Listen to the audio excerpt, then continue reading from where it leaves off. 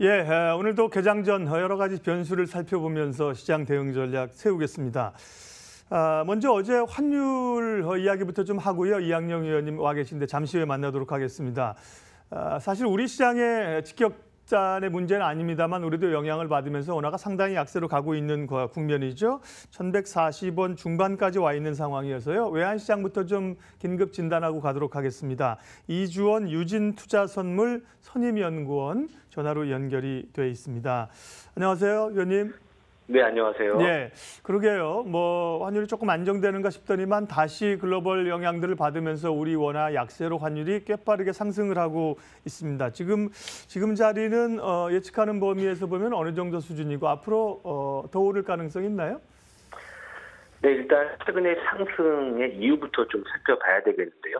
최근의 상승 이유는 특히 어제 환율의 급등, 미국의 경제지표 호조에 따른 금리 인상, 또 외국인들의 국내 주식 순매도에 따른 역성금 수요, 여기에다가 미국의 중국 환율 조작국 지정 등의 선제적으로 대응한 그런 측면이 강했습니다. 결국 중국 우려에 따른 불안 심리가 달러 매수 심리를 자극한 그런 측면이 강했는데요. 하지만 어제 여기에서 달러원 1개월물이 미국과 중국의 정상회담 개최 소식 등에 급락을 했습니다. 1135원 25전에 최종 호가가 나왔는데요.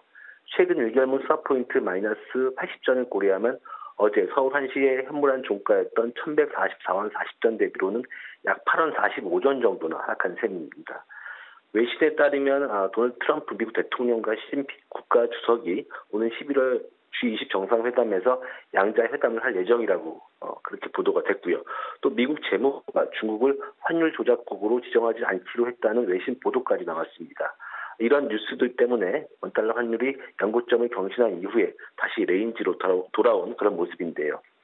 결국 원화의 추가 약세 여부가 중국과 밀접하게 연결되어 있다 이렇게 볼 수가 있겠습니다. 따라서 중국의 환율 조작국 지정 여부와 연관되어 있다고 보여지는 상황에서 중국이 환율 조작국으로 지정되지 않는다면 위험자산 선호 심리가 다시 살아나면서 증시는 오르고요.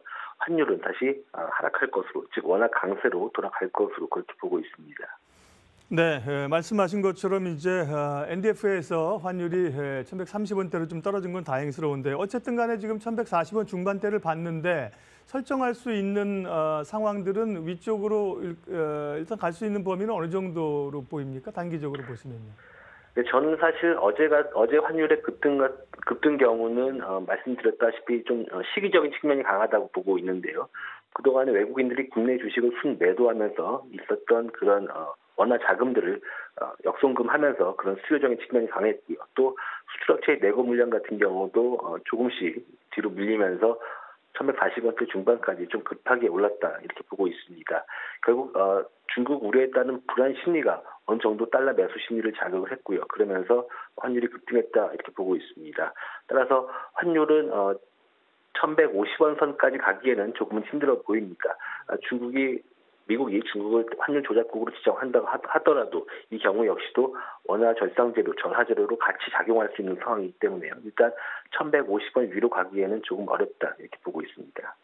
예, 물론 지금이 정상적인 상황이 아니기 때문에 뚫고 갈 수도 있고 그거지만 이제 그거는 일시적인 어쨌든 차트로 보면 우리가 노이즈로 볼 수 있고 크게 본다면 네. 이제 어제가 상당히 좀 단기적 고점 부근을 형성하지 않았나 말씀을 하신 거고요. 네. 위안화의 방향성이 굉장히 중요한 상황이고요. 말씀하신 미국 재무부의 환율 보고서 앞두고 있는 상황인데 위안화의 흐름들이나 우리 원화에 미치는 영향은 어떻게 될까요?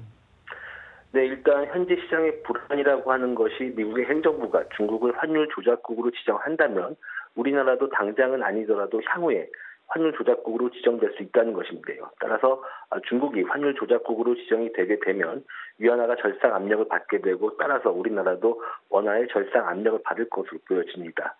그러나 이후에 미국의 대중국 무역 제재가 강화가 된다면 중국의 수출이 어려워질 수밖에 없고요. 이 경우 대중국 경제 의존도가 높은 우리나라의 수출 역시 위축이 되면서 원화는 다시 절하 압력을 받을 수 있을 것으로 그렇게 보고 있습니다. 따라서 만약에 중국이 환율 조작국으로 지정이 되면 단기에는 원화 절상, 이후에는 원화의 절하 압력을 받게 될 것으로 그렇게 보고 있습니다.